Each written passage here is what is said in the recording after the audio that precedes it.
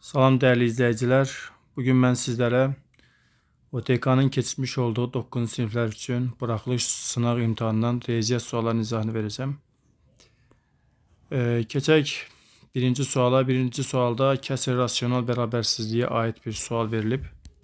Sualın şərtindən görürük ki, x kvadrat üstəgənsin 5 kəsirin məxrəcində olan ifadədir. Yəni x çıxılsın 2 bölünsün məxrəcdə x kvadrat üstəgənsin 5 böyütü 0 bərabərsizliyi var. Bildiyimiz kimi x kvadrat plus 5 həmişə müsbət olduğu üçün bərabərsizliyin şərtində deyilirdi ki, hər zaman müsbət olan hədd atılır və bərabərsizliyin şahisi dəyişmir. Demək ki, buradakı ifadənin sürətində qalan bu şərt, yəni x minus 2-nin qiyməti 0-dan böyük şərtini ödəməlidir. X də böyük olmalıdır 2-dən. X'in qiyməti 2-dən böyükdürsə, x'in ala biləcəyi qiymətlər 2 müsbət sonsuzluğa doğru gedir.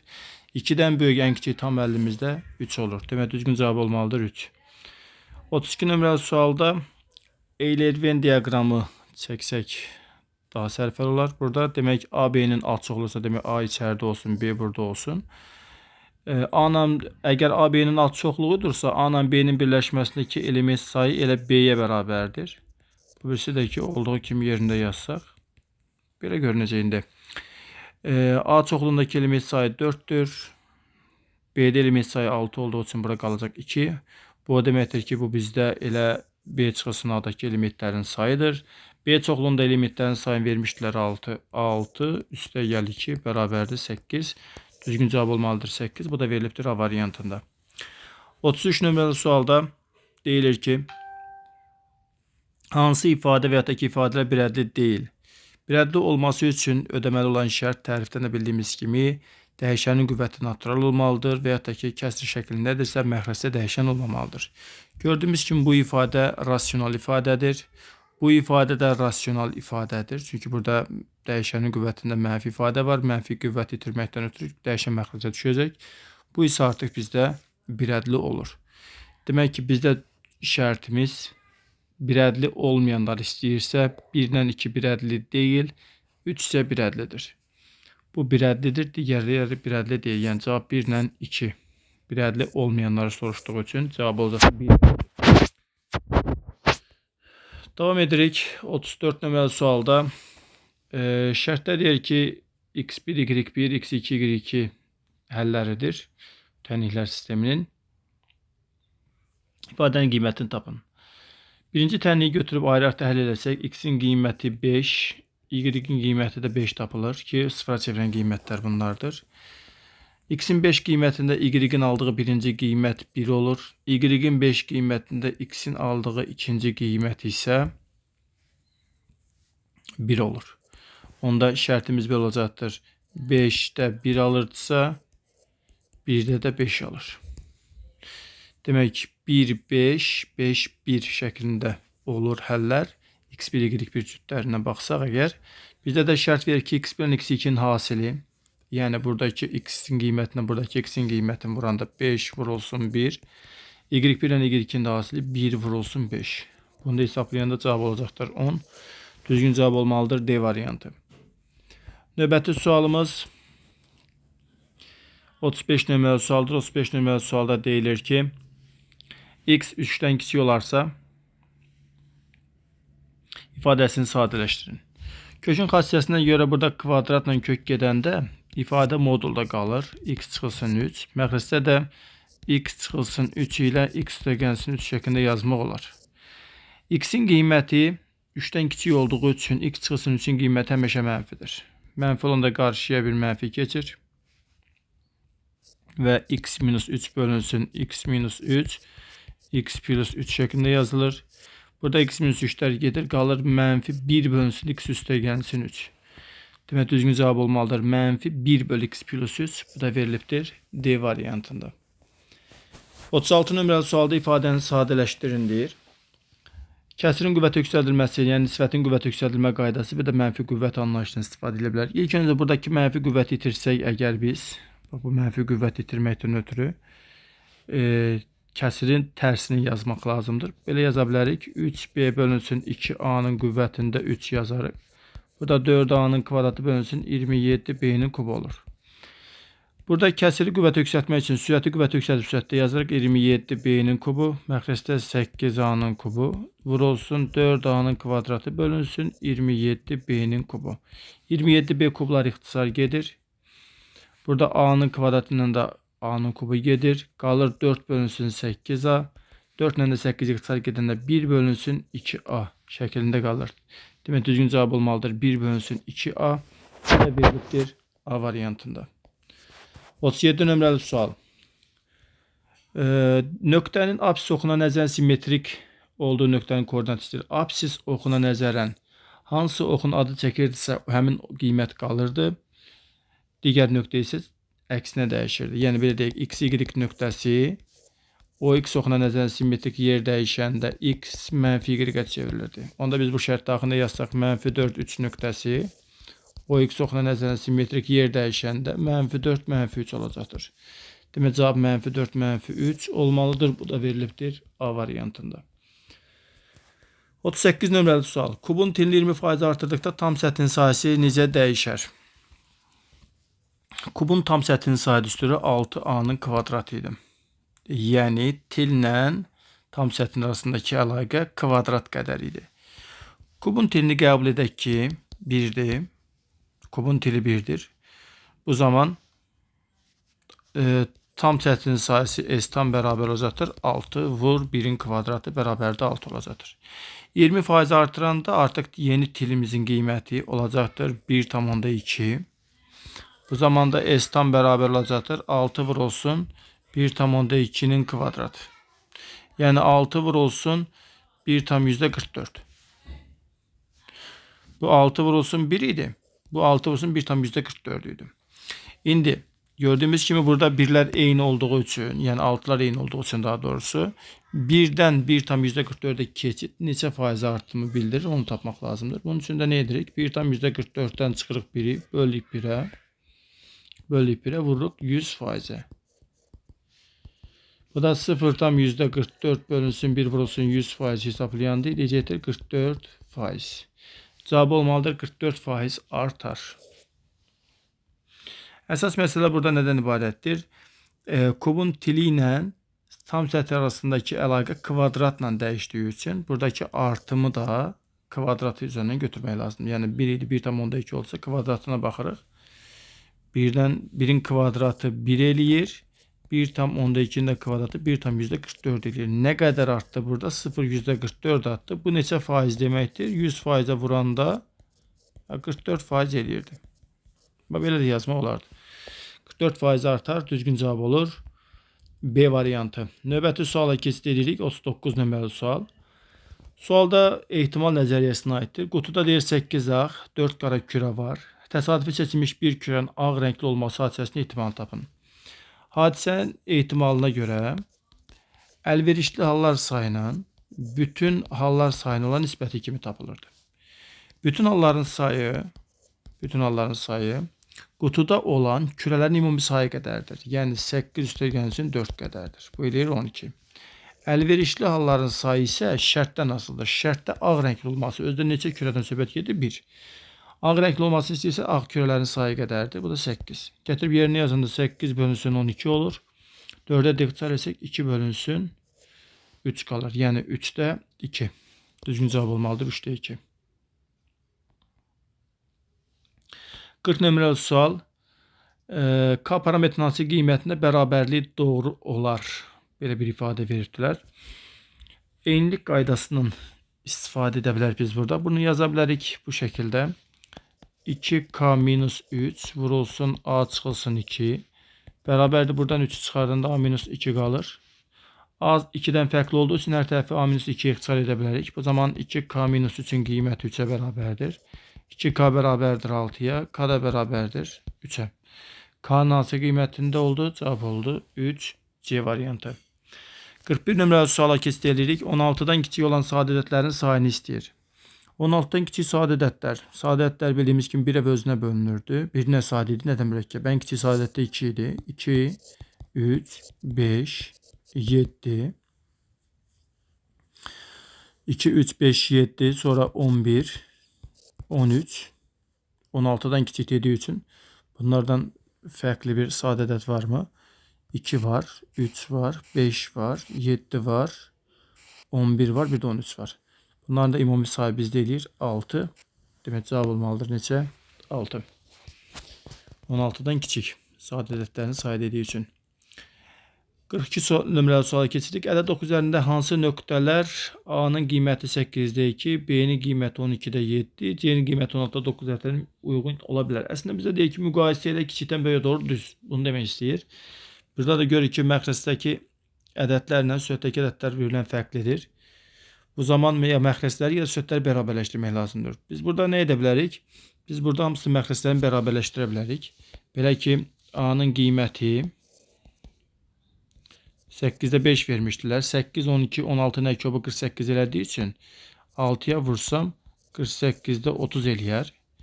B-nin qiyməti 12'də 7 idi. Bunu da 4'ə vursam 48'də 28 eləyər. C-nin də qiyməti 16'da 9 idi. Bunu da 3'ə vursam 48'də 27 eləyər. Gördüyümüz kimi məxrəslər bərabər olandan sonra sürəti kiçik olan kiçikdir, böyük olan böyükdür. Demək ki, 59 çəksən birinci C yazılmalıdır. Soldakı kiçik olur, sağdakı böyük olur. Sonra B yazılmalıdır, sonra A yazılmalıdır. İndi bunu axtarırıq biz. C, B, A verilən şərt hansındadır? C variantındadır. 3 və 4 ədədləri ilə mütənasib olan iki müsbət ədədin hasili 36 olsa. Mütənasib dedikdə, yəni düz mütənasiblikdən söhbət gedir. Demək ki, biri 3K-dırsa, digəri də 4K-dır. Bu müsbət ədədlərin hasili 36'dır. Yəni 12K'nın kvadratı bərabər 36'dırsa, K'nın kvadratı neçədir? 3'dür. Bizdən də bu ədədlərin cəmlisi demək ki, K'nın qiyməti kökdə 3 olacaqdır. Ədədlərdən birincisi 3 vurulsun kökdə 3 olanda 3 kökdə 3 eləyir. İkincisi də 4 vurulsun kökdə 3 olanda 4 kökdə 3 eləyir. Bunların da cəmi dediyi üçün 7 kökdə 3 olur. Demək cavab olmalıdır 7 kökdə 3. Həndəsənin əsas anlayışına aid bir sualdır. Yazır ki, AOB bucağı 42 dərəcədir. AOC 25'dir. Bax, bu bucaq 25 dərəcədir. Bucağın toplanma aksiyomuna görə buradakı bucaq elə bir bucaqdır ki, 25 ilə toplayanda 42 eləyir. Bu da 17 dərəcə olduğunu görürük. Çünki 25 ilə 17'nin toplayanda 42 eləyər. Bizdən də istədiyi BOC bucağı idi. Eləyəcək 17 dərəcə. 45 nömrəli suala keçid edirik. 45 nömrəli sualda diaqonalı 8 kökdə 2 olan kvadratın sahəsini tapın. Kvadratın diaqonalı tərəfinin kökdə 2 mislidir. Tərəf A idisə, diaqonal A kökdə 2 olurdu. İndi A kökdə 2'nin qiyməti 8 kökdə 2'dirsə, demək ki, A'nın qiyməti 8'dir. Kvadratın da sahəsi tərəfinin kvadratı olduğu üçün 8'in kvadratı eləyəcəkdir 64. Cavab olmalıdır 64. B ədədi A ədədindən 20% çoxdur. B ədədi A ədədindən 20% çoxdur. C ədədi A ədədindən 20%-nə bərabər olarsa, B bölünsün A, üstəgəl A bölünsün C ifadəsinin qiymətini tapın deyir. Deməli belə, B ədədi A ədədi 20% çoxdur. Yəni A-nın qiyməti 10 olsa, B-nin qiyməti bundan 20% çox olacaq. Yəni onun 120% olacaqdır. Bu deyəcəkdir 12. C ədədi A ədədinin 20%-nə bərabər. C ədədi A ədədinin 20%-nə bərabərdir. C də A-nın 20%, yəni onun 20%-nə bərabərdirsə, demək ki, bu deyəcəkdir 2. Gətirib yerinə yazsaq, 12 bölünsün 10, üstə gəlinsin 10 bölünsün 2. Bu 1,2 üstə gəlinsin 5, edəcək 6,2. Düzgün cavab olmalıdır 6,2. 47 nömrəli suala keçid edirik. 47 nömrəli sualda deyilir ki, A və B natural ədədlər üçün 2A bərabər 3B və əbob AB 6 olarsa, A üstəgəl B cəmini tapın. Biz buradan belə bir şərt yazırıq ki, A-nın qiyməti 3K-dırsa, B-nin qiyməti 2K-dır. Gətirib yerinə yazanda olur əbob 3K 2K bərabər 6.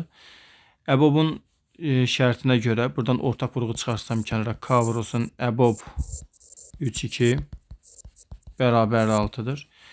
3'dən 2 ardıcıl natural ədədlərdir. Bu da 1'ə bərabərdir. Onda k vurulsun 1 bərabər 6-dırsa, demək ki k'nın qiyməti özü 6-dır. K 6 olanda a'nın qiyməti 18 olur, b'nin də qiyməti 12 olur. Və bunların cəmindən söhbət gedirsə 18 üstə gəl 12 bərabər 30 edir.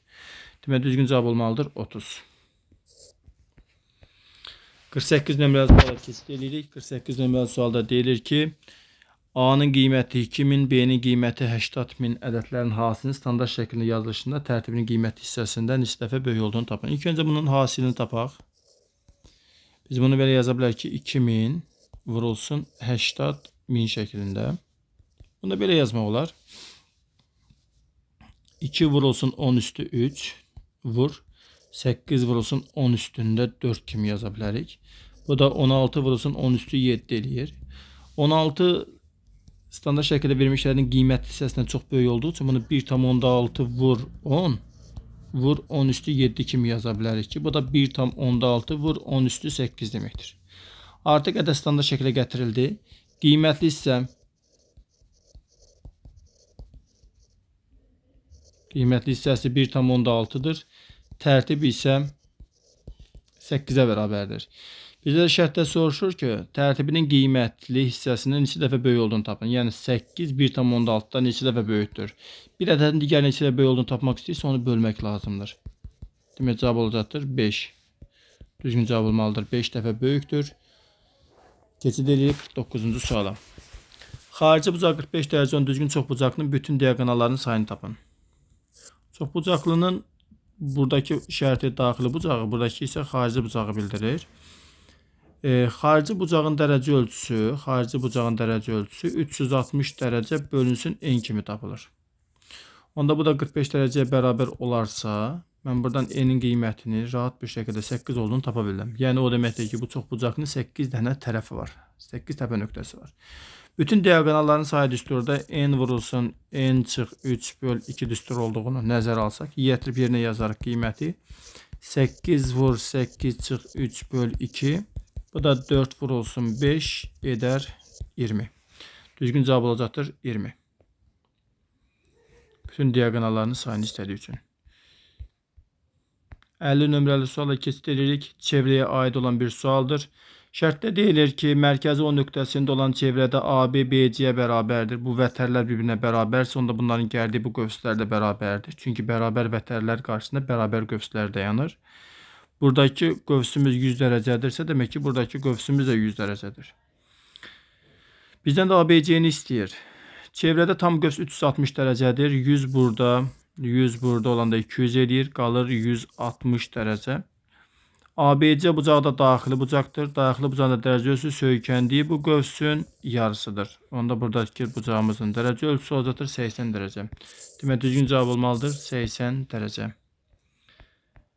51 nömrəli suala keçid edirik.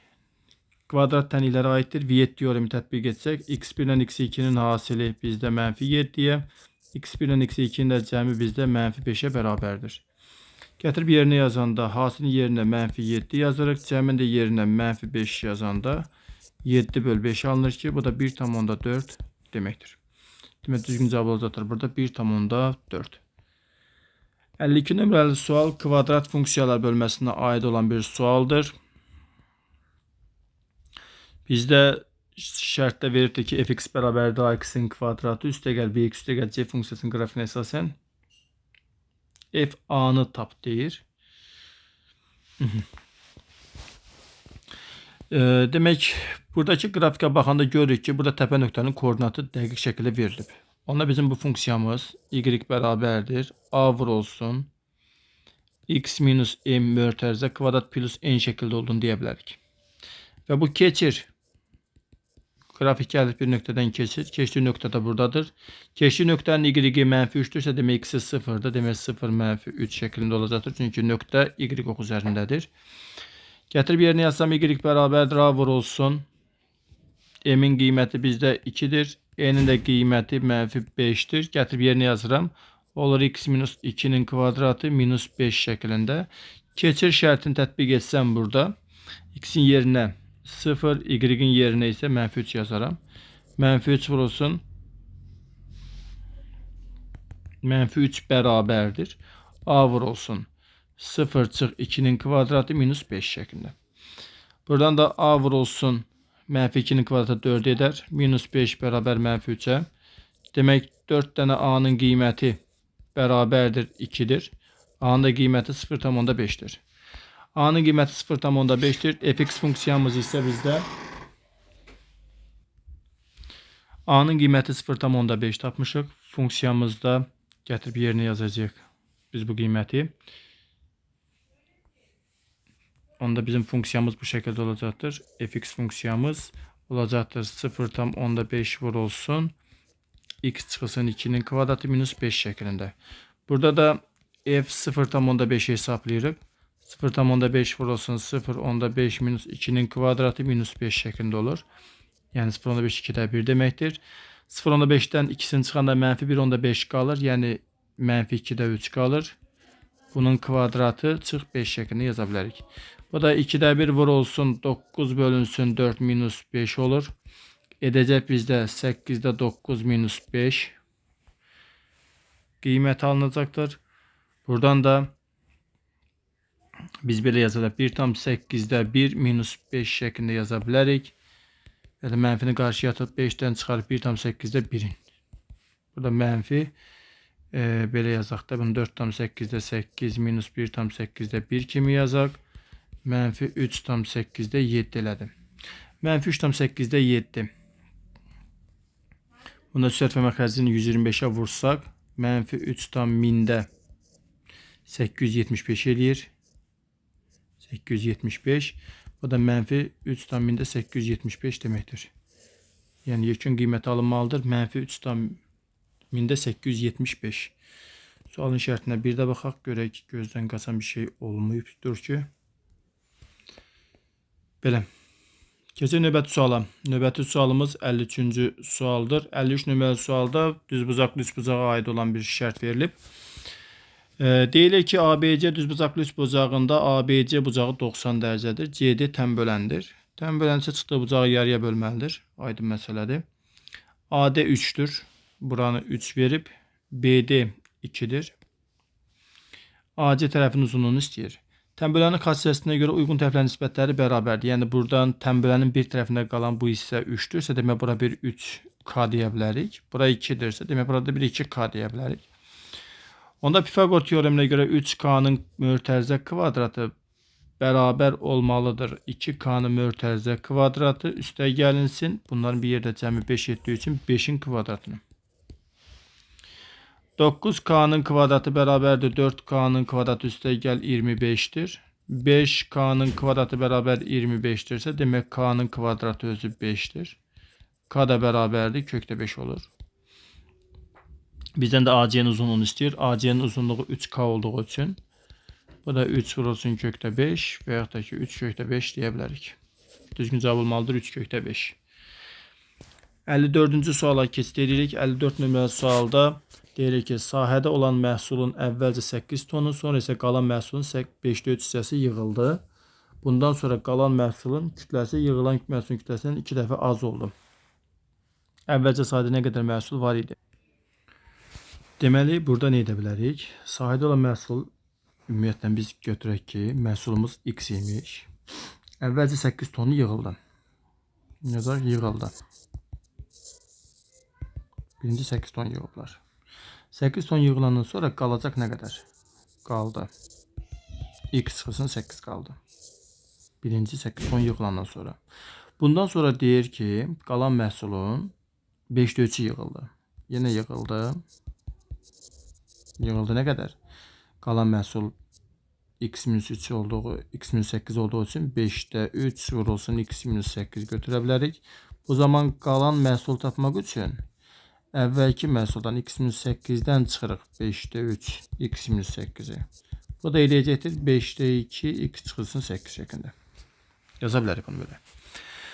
Bundan sonra qalan bu məhsul, yəni bax bu 5'də 2 x çıxılsın 8 məhsulu, qalan məhsul kütləsi, yığılan məhsulun kütləsindən. Yığılan məhsul nə qədər idi?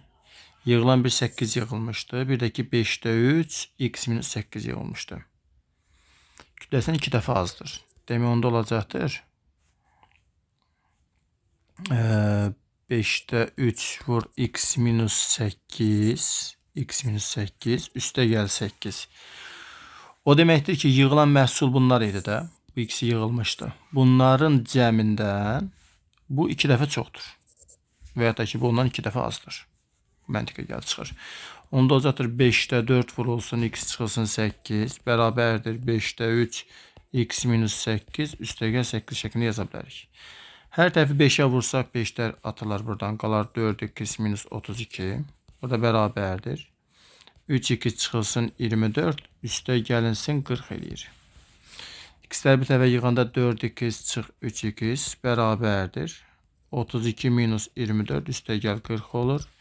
Buradan da alınacaqdır ki 8 üstə gəlsin 40 bərabər 48. Sol tərəfdə x qalır, sağ tərəfdə 48 qalır. O deməkdir ki, məhsulumuz 48 ton imiş. Sahədə məhsul 48 ton imiş. Növbəti sual 55-ci sualdır. 55 nömrəli sualda deyilir ki, mərkəzi -3 4 nöqtəsində olan çevrə 9 -1 nöqtəsindən keçir. Çevrənin mərkəz nöqtəsini bizə veribdilərsə, x çıxılsın x0'ın kvadratı üstə gəl y çıx y0 kvadrat bərabər r kvadrat üstünə görə yaza bilərik. Mərkəzi nöqtənin koordinatına görə x üstə gəlsin 3'ün kvadratı üstə gəlinsin y çıxılsın 4'ün kvadratı bərabərdir r kvadratı. Bəs r necə tapılacaq? Bu keçir şərtindən istifadə etməklə. Keçir deyildiyi üçün bu x-dir, bu y-dir. Gətirib yerinə yazırıq. Olur 9 üstə gəl 3'ün kvadratı üstə gəlinsin -1 minus 4'ün kvadratı bərabərdir r kvadratdır. R kvadrat bərabərdir 144 buradadır. 25 buradadır. Eləyir 169. Onda r kvadratın qiyməti 169 ise demək r'in qiyməti nə qədərdir? 13'dür. Bir də çevrənin uzunluğunu istəyir. Çevrənin uzunluğu düsturu c bərabərdir 2 pi r olduğu üçün gətirib r düsturunu burada yerinə yazsaq, r burada yerinə yazsaq, c bərabərdir 2 pi vurulsun 13 edəcək 26 pi. Demək düzgün cavab olmalıdır 26 pi. Bugünlük də bu qədər. Şagirdlər, İnşallah növbəti sınaqlarda görüşənədək. Sağ olun.